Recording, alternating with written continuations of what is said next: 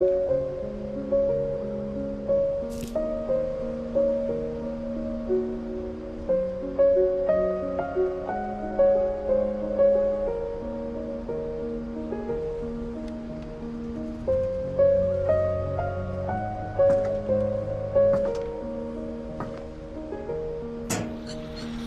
spent months searching for my brother. Then she sealed the doors.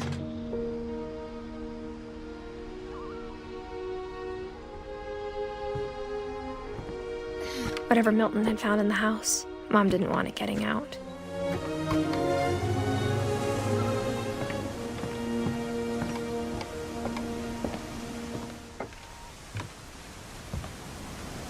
Mom definitely blamed Edie, but I think Louis blamed himself. After he graduated, he just spent more and more time in his room. Until Mom got him a job at the cannery. Everyone always told me to stay out of Louis's room. Except Louis.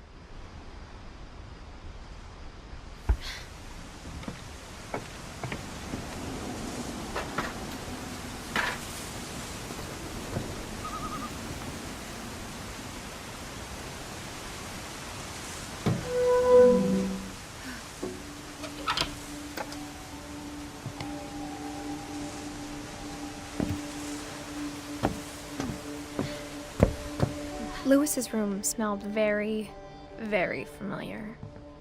That part of him lived on.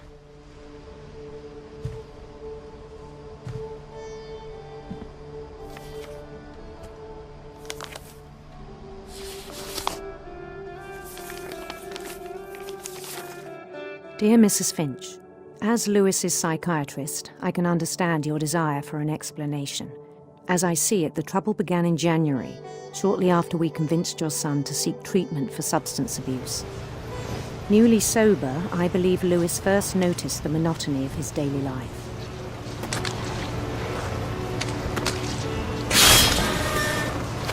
He kept working at the cannery. But he withdrew part of himself. In our sessions, I saw the same behavior. His mind began to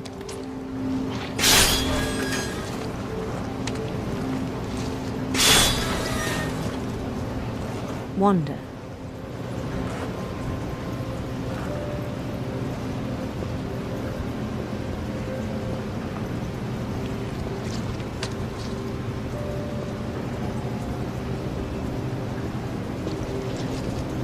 I asked him to describe it. He said he started small, imagining a labyrinth. He'd feel his way about. Then something moved. Bats. And toads.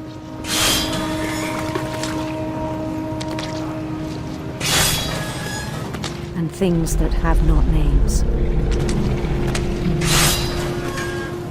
He knew it was all in his head.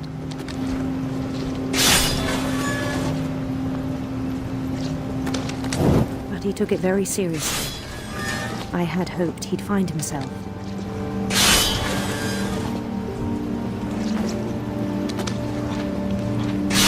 But he found something more. I worried about him then, daydreaming at the cannery.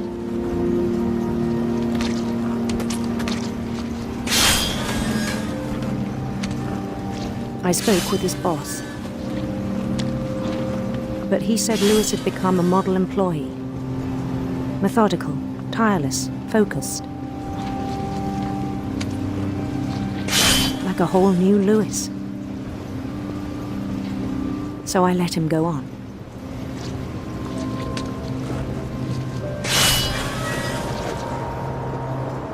I even encouraged him. It seemed very promising at first. He told me he'd made a new friend.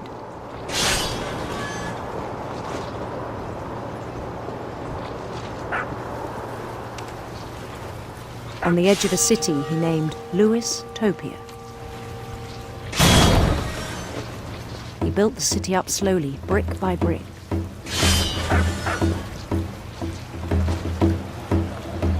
Then he made musicians.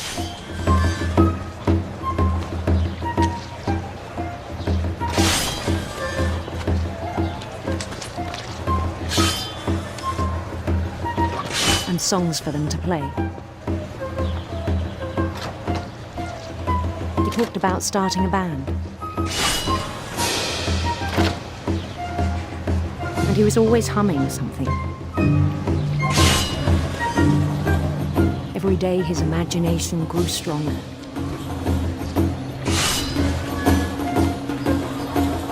He no longer spoke at the cannery. But his chopping was as reliable as ever. Then one day it struck him that all the cheering crowds, even the stones under his feet, were all in his imagination. So he could do whatever he wished.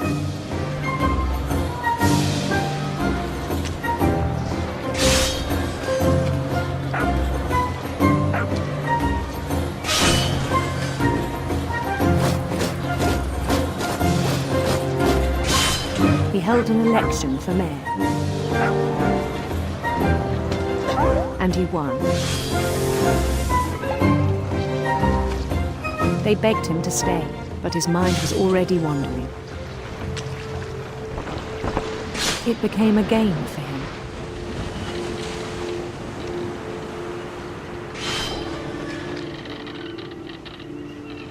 He'd conquer a city, then immediately push on.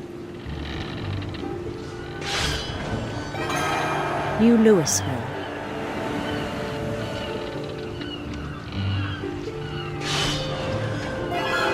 St. Louis.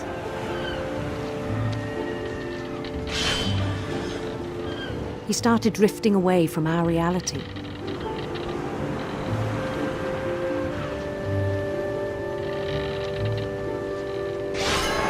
Minneapolis. Until one day he forgot to go home from the cannery. Even as his mother pleaded with him, part of Louis kept sailing on.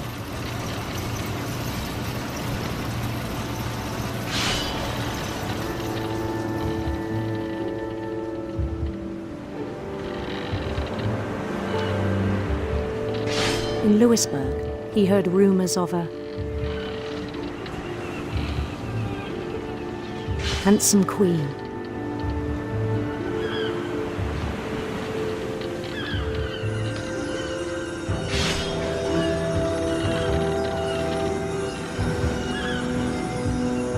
The queen was on her own quest for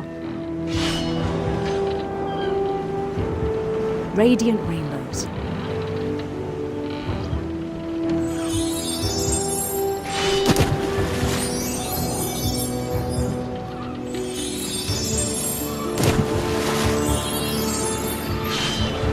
He followed the sound of her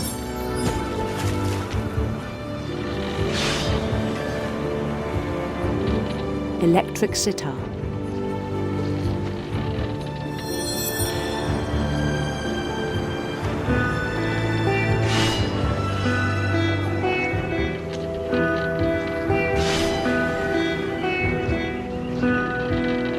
His chase led him to a golden palace east of the sun and west of the moon.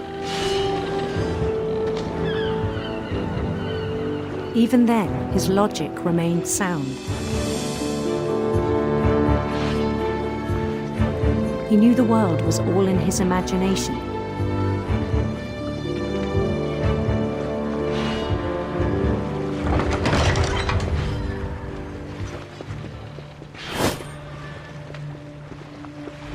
But he was so proud of having created it.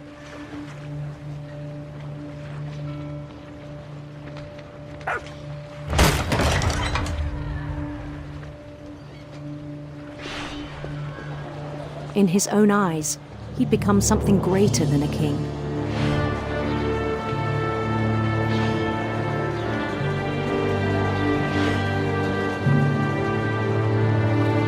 For someone who'd never known success in the real world, I think it was overwhelming. And then it struck him that the real Louis was not the one chopping salmon. but the one climbing the steps of a golden palace.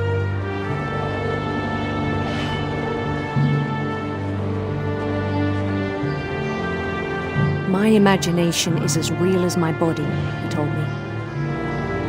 It was hard to argue with him.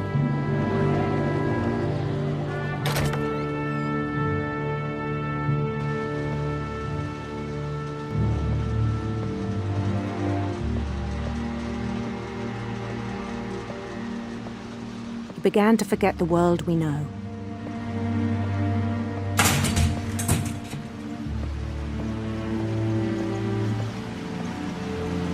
I think it pained him to remember Louis, the cannery worker.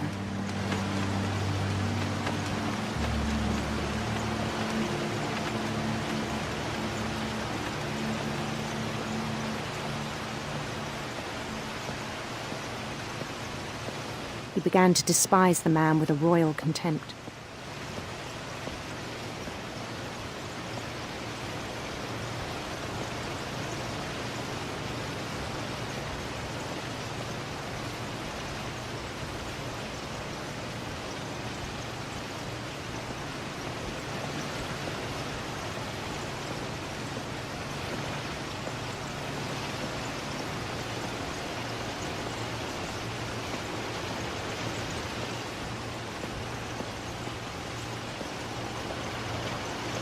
I still thought I could save him. Even after he said he was being crowned king over all the lands of wonder. The palace would be packed with his companions.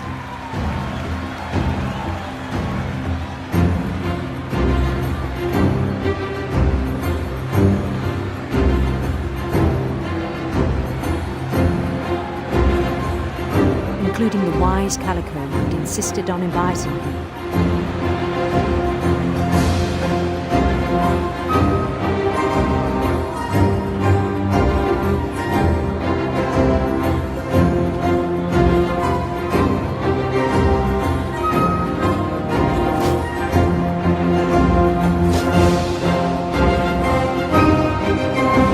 His queen waited, holding his crown.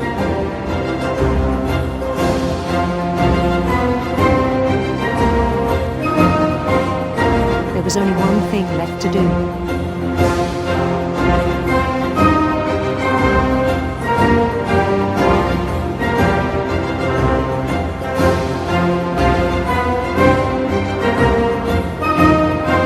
Bend down his head.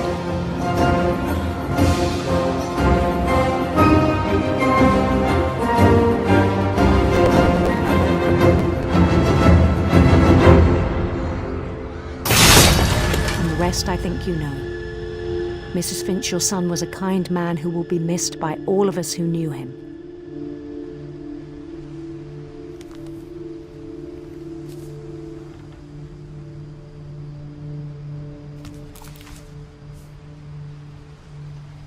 My brother was really cool. I wish you could have met him.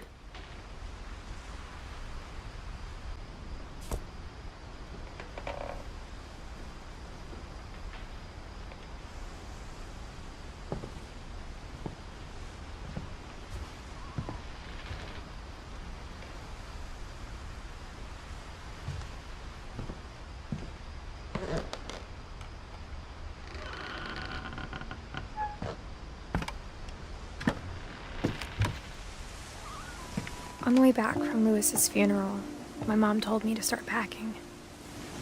She waited until the day before we left to tell Edie. I'm not sure if she wanted to make it easier or harder. I wish we'd stayed. But I understand why we left.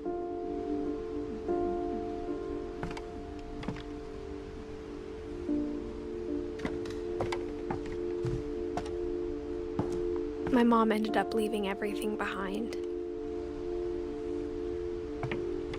What happened that night had been coming for a long time. Maybe it should have come sooner.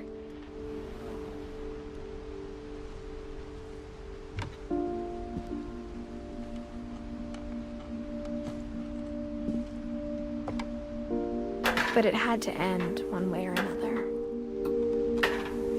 All that's left now is to tell you about that last night.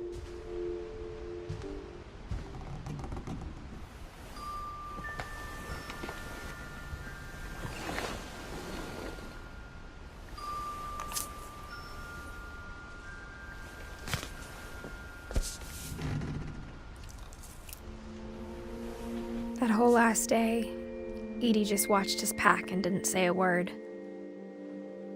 Until supper, when she raised her glass and said, "To our final night together, and all our final nights apart." Grandma, you know what I said about alcohol. Some of your medications are very Edith, specific. I left a present for you in the hallway. Why don't you go open it? The grown-ups have to argue now. I'm sorry, you're right. We're all leaving tomorrow. Let's just enjoy our last... I'm not leaving. Edith, you're excused.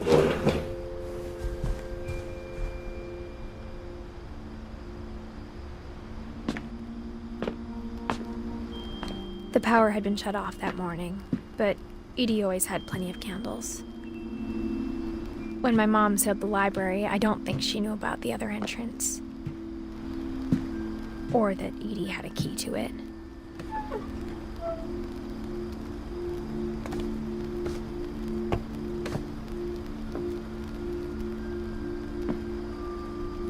That thing you're afraid of isn't going to end when you leave the house. Edith has a right to know these stories. My children are dead because of your stories!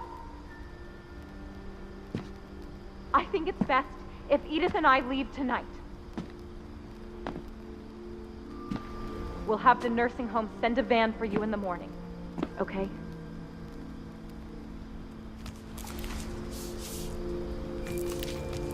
Dear Edith, there's so many stories I wish I could tell you, but there's only time for one. This is about what happened on the night you were born. That night, the tide went way, way out.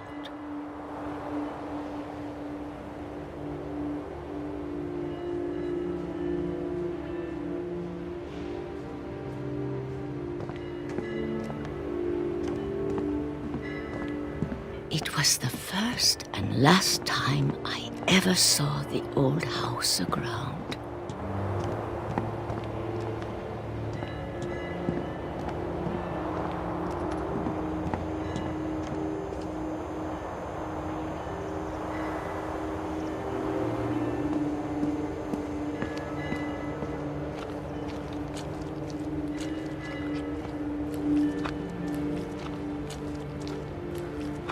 There'd been an earthquake out in the middle of the ocean. They called it the lowest tide in 1,000 years. God, it smelled awful. You know, I've seen that house every day of my life.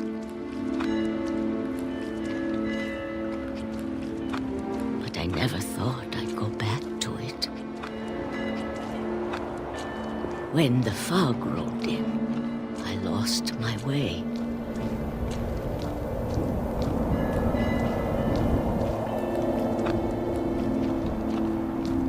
I got turned around.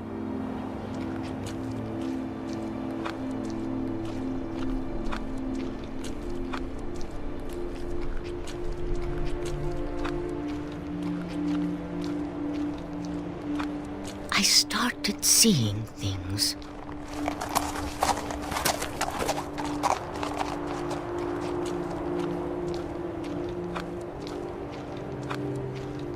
Things I'd forgotten had ever existed.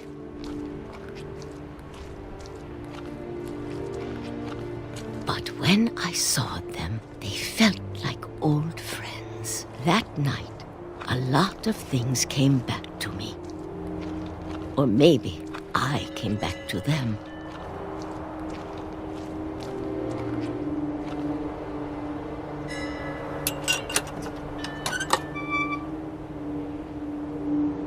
Things I can't explain, but that I need you to try and... Edith, what are you doing in here? It's mine. Edith! Mom, you're gonna rip it! Let go! I kicked and screamed, but Mom dragged me to the car. I never saw Great Grandma Edie again. The next morning, the van came to pick her up, but she was already gone. After that, we moved around a lot.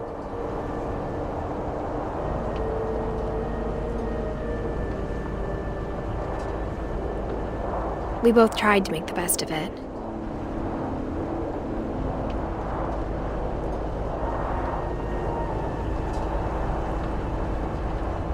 A few years went by.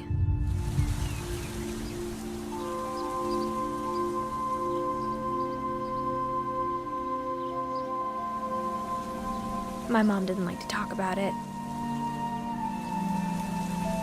but she started getting sick a lot. The rest happened pretty quickly.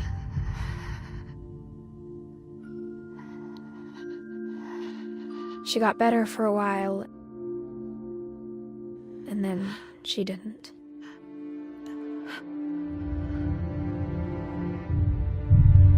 And then I was alone.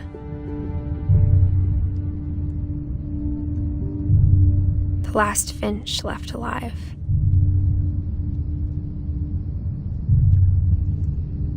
Until I found out about you.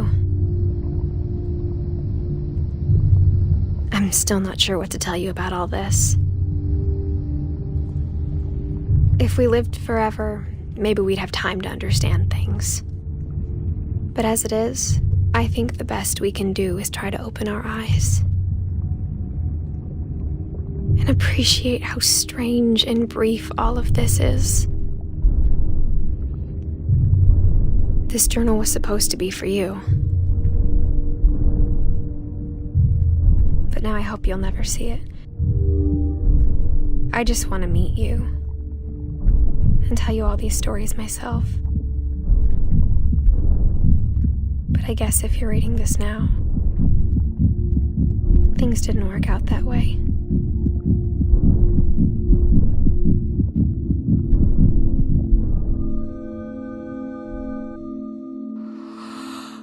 This is where your story begins.